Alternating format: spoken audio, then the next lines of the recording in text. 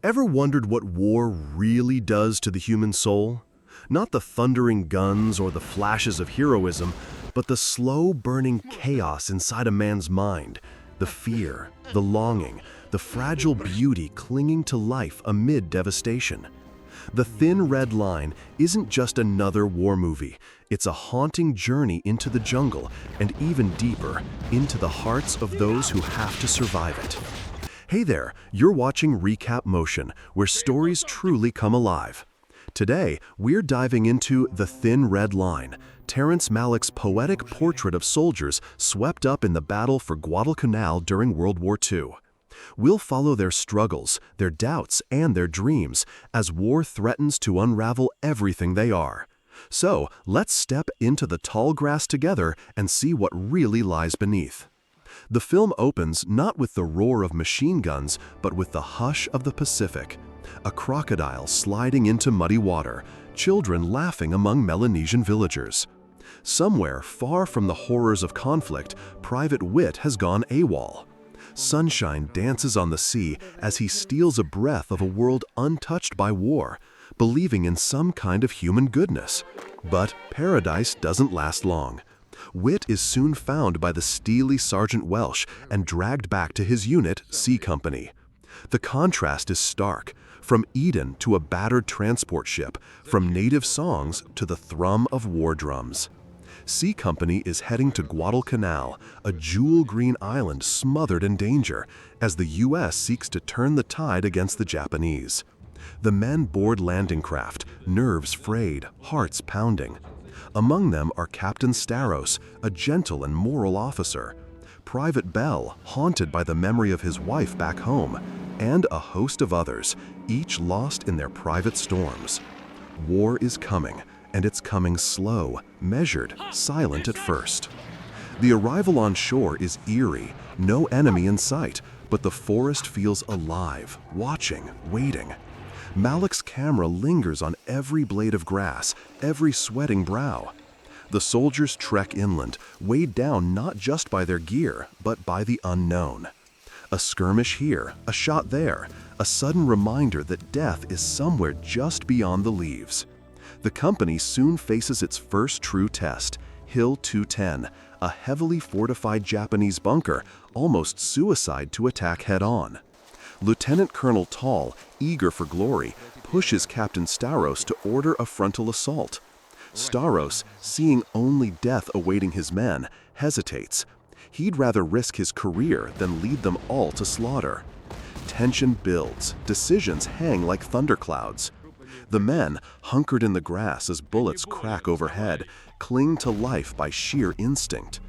Whit, back from his brief escape, volunteers as a scout, crawling through the jungle to find a weak spot, risking everything for a slim hope.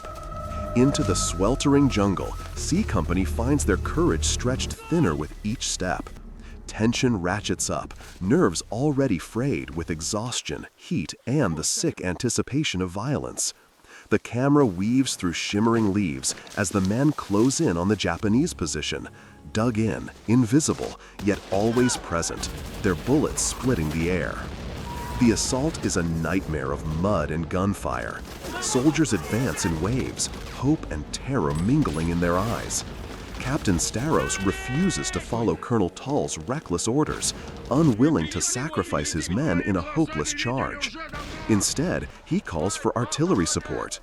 The men cling to craters, to each other, every breath of victory. Explosions stutter across the hill. Death crouches everywhere, impartial and sudden. Some panic, some freeze, some run headlong into the storm.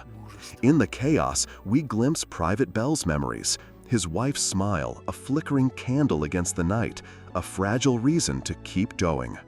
The tide finally shifts. Whit, crawling among the bodies and twisted metal, spots a weakness in the Japanese line.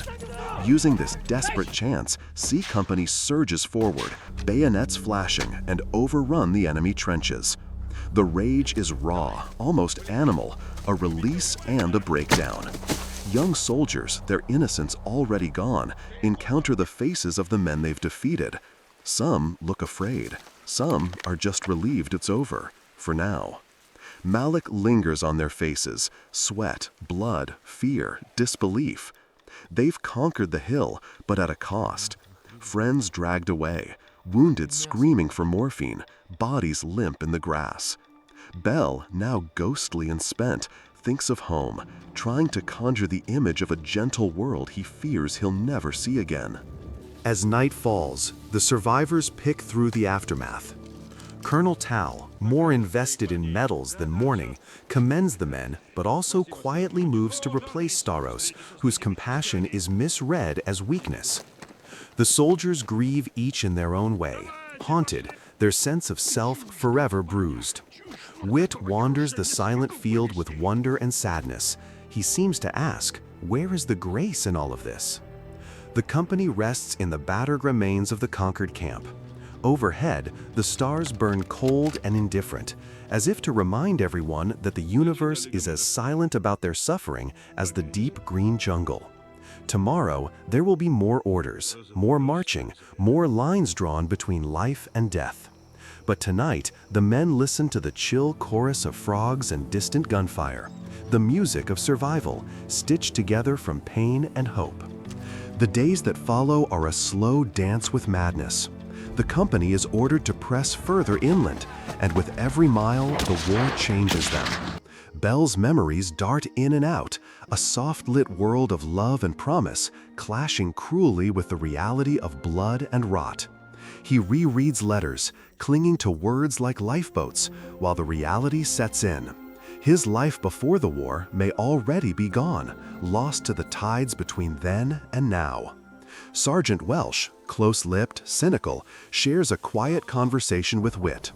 Welsh doesn't believe in meaning. He thinks the world is nothing but chaos, that there's no deeper purpose to any of it. Wit, stubbornly hopeful, clings to the idea that some goodness persists, even here. Their dialogue runs like a current through the film, the question of what, if anything, survives the storm. More patrols, more skirmishes, the jungle tightens around them, claustrophobic and thick with danger. PFC Dahl cracks under continuous fear, while Fife shrinks from violence, shell-shocked. Wit, the idealist, takes risks others avoid, volunteering for the most perilous missions. In one brutal ambush, Americans are cut down, and the survivors resort to savage tactics. The Japanese defenders, once enigmatic shadows, become all too human in defeat, frightened, ragged, just as lost. It's during a patrol to secure a river crossing that tragedy strikes. Wit, separated from his squad, runs headlong into an enemy encampment. When he's cornered, Wit stands tall against the fear, serene and almost otherworldly, refusing to surrender the compassion that sets him apart. In a flash of gunfire, he's shot and falls, the world slipping away quietly. Just like that, a spirit extinguished. The company learns of Wit's death with quiet grief, each man mourning, or not, as best he can. Wit's sacrifice lingers in the air, like the last notes of a song, a reminder of the thin, flickering line between brutality and grace. The war rages on, but the camera keeps returning to nature. Trees, birds, the flow of water, life going on, gently, carelessly. As new orders come down, fresh-faced replacements join the battered ranks, the endless cycle unbroken. Guadalcanal, for all its blood and pain, is just one chapter in a story that refuses to end. The men move forward, their hearts marked, some forever searching for what they lost, others simply grateful to be alive. As the campaign on Guadalcanal draws to a close, the Men of Sea Company are granted a bittersweet reprieve. They're relieved from the front lines, but the reprieve is only physical. The scars, both visible and hidden, will follow them long after the last shot is fired.